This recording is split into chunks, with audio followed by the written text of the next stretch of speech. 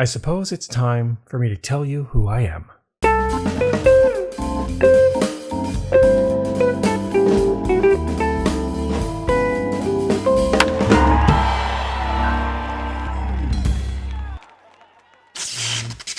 Welcome to Baseball Card Stories.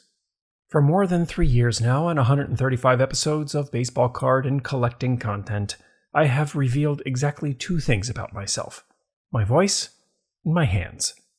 Those two things have served me well for the majority of my other career, so I figured it was probably sufficient here. Plus, remaining anonymous has shielded me from the general doxing public, who, at the hint of any humor whatsoever that in any way ran afoul of a sensibility that I do not share and didn't agree to through a social contract I didn't vote for, would seek to have me fired, publicly tarred and feathered, and thrown in social media prison for all time, if not actual prison, as the erosion of free speech rights will lead there in any case. And I don't think I'm overstating that. I've shown images of and talked about baseball teams like the Cleveland Indians and the Atlanta Braves who use or used arguably racist imagery in their logos, which means they're on the baseball cards which I show and talk about. I have referenced tobacco products. I've discussed the Negro Leagues. And occasionally, I discuss cash transactions of collectibles that are not fully reported to the IRS as income to be taxed as a capital gain. But ultimately, I am a free speech absolutist and defender of the rights afforded to us by the Constitution in its current amended form. So to hell with it all. Hi, I'm Steven, and I collect baseball cards. Maybe some of you thought you knew what I looked like, or were sure how old I was. Well, this is what I look like. And I'm soon to be 46 years old. I grew up in the Philadelphia area, though I have lived in Colorado and Arkansas, of all places. I've been a collector of baseball cards since 1986, when a friend of my father's was over at our house one day and had a couple of packs of Topps cards. He opened them and pulled two Mike Schmidt cards from 1986 Topps. And because he got two, he gave me one. I still have it. Here it is. And many years later, I was able to get that card autographed. Card number 1, the Alpha. Ground Zero. Like many of you out there, guys of a certain age, I was a kid in 1987 when baseball cards went nuts. Now you want to get nuts? Come on, let's get nuts. The fateful summer of 1987 was consumed with the collecting of baseball cards and the purchasing of those little green packs for 39 cents each. Sure, they were in card shops, but they were everywhere. Gas stations, grocery stores, drugstores, convenience stores, which for me at the time meant 7-Eleven, and in department stores like Jamesway and Ames and Clover. Clover was a Philadelphia regional store, the kind of discount outlet to Strawbridge and Clothier, which my grandmother called Strawbridges, with a certain disdain for the people there and its hoity-toityness. That year, the 1987 Topps Mark McGwire was the card to get. Jose Canseco was a close second. But me, I wanted the Phillies cards. For a lot of my childhood, the Phillies games were on Prism, which was an add-on cable TV subscription. Even 40 years ago, Major League Baseball made it difficult for fans to watch the game. My parents were young and couldn't afford the monthly premium in addition to feeding 2 young children, so we listened to most of the games on the radio, except for the weekends when the games tended to be on broadcast TV. So generally, I got to watch 1 game a week. For that very reason, I still enjoy listening to the radio broadcasts, and in many cases, even prefer it. So I would build my sets and trade for my Phillies cards, mostly because that was the way I got to see who the players were. After a few years, I had boxes and boxes full of Phillies cards. I didn't know at the time that they were all worthless junk wax commons, even the Schmidts. But none of us knew. My dad's job would occasionally take him to North Jersey, Newark and Elizabethtown, these types of places. And sometimes on his lunch break, he would stop into some card shops and dip into the nickel bins. That was hardcore Mets and Yankees territory, so he could pull all kinds of Phillies cards out of the nickel bins and nobody batted an eye. Cards from the 1950s and the 1960s. Like my first real vintage card, which was a 1957 Topps Jack Sanford. That card at the time was 30 years old. It was ancient, and my dad got it for a nickel. When we think about that right now, 30 years ago was 1996, so this is the equivalent of your dad bringing home a 1996 Topps card. It doesn't quite have the same cachet, does it? So, that was the beginning of my collecting. I built my sets through packs and trades. I slowly acquired the older cards, older meaning 1986 and before at the time, and added those to the collection as well. Then in 1993, the Phillies won the pennant. The payoff pitch. He struck him out. And the Philadelphia Phillies have won the National League pennant. And then Joe Carter happened. Here's a pitch on the way, a swing and a belt. Left field, way back. Blue Jays win it. The Blue Jays are World Series champions. Then the players went on strike. The owners and players have already lost millions. The talks aimed at ending the strike, now in its 34th day, have gone nowhere. So the owners have called it a season. There will be no more baseball in 1994, and for the first time in 90 years, there will be no postseason play, no World Series. Bud Selig made the announcement today. Once the players went on strike, I had bought my last pack. I had bought my last set. That's not to say I stopped buying cards. I would still try and pick up the Phillies team sets, but I would acquire them for my friends through trades, secondhand, never buying new product. The 1994 strike, for me, was an absolute betrayal of the fans. I have concerns about 2027, but that'll have to be another video. When I went off to college, my cards went up in the attic.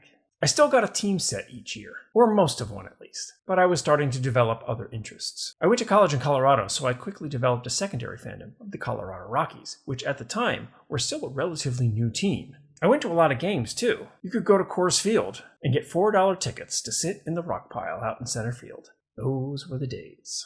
So I'd go up into the rock pile and I'd root for the Rockies, except for the 3 days of the year where the Phillies came to town, in which case I threw out my colors.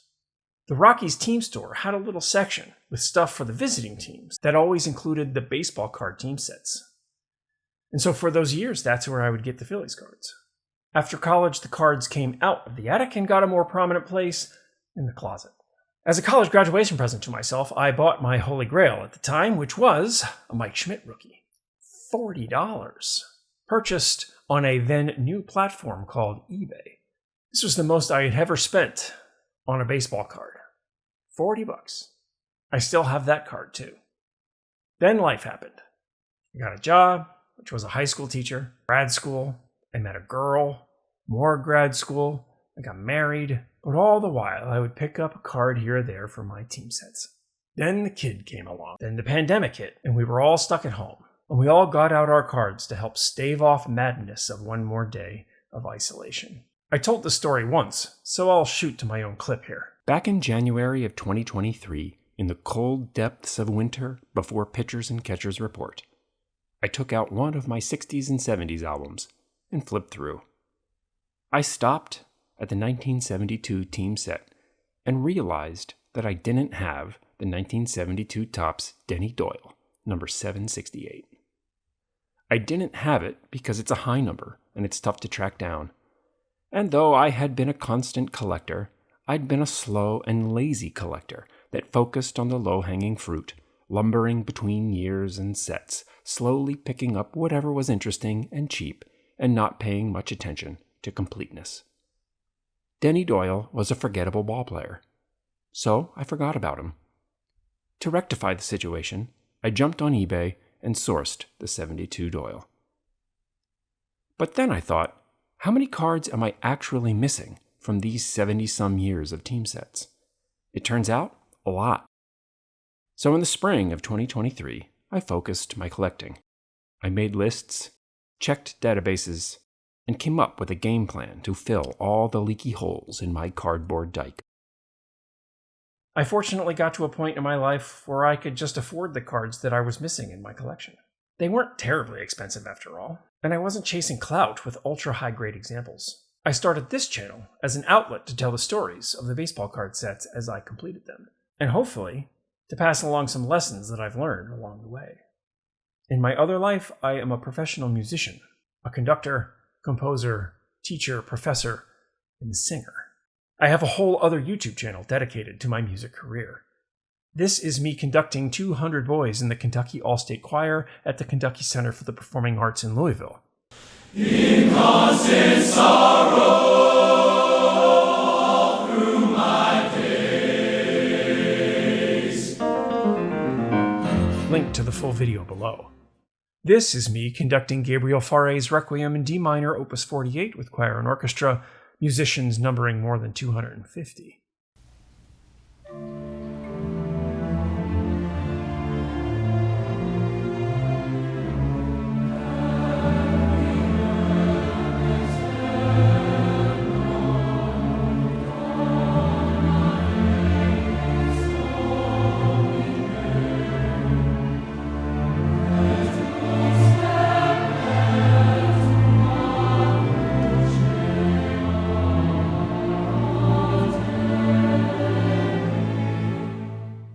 This is me after a concert I conducted at New York's Carnegie Hall, a concert featuring a piece of music I composed about my son, the kid, who now has quite the Harper collection, thanks in some small part to the generosity of the viewers of this channel who have sent him cards from all over the country.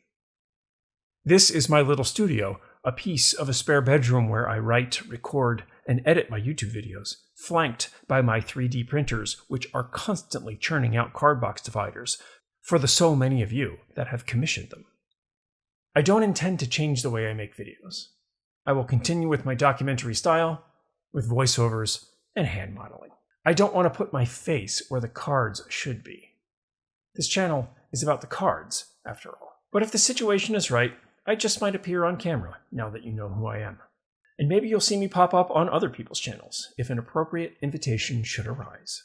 I've decided to come clean with my identity here for a few reasons. Number one is I've been communicating with a lot of you via email with my real name and address for over a year now with the card box dividers. And a bunch of you have identified me out at card shows. Once that door is open, you might as well open it for everybody. So now you know who the Phillies Guy is. I'm the Phillies Guy. My name is Steven. But you can continue to call me the Phillies Guy. And welcome to Baseball Card Stories. Thanks for watching. It's time to trade up those crumpled chicken scratch travesties you call card box dividers for something more befitting of a collection like yours. I can help. Send me an email at philliesbaseballcards@gmail.com or check out sspsportscardproducts.com.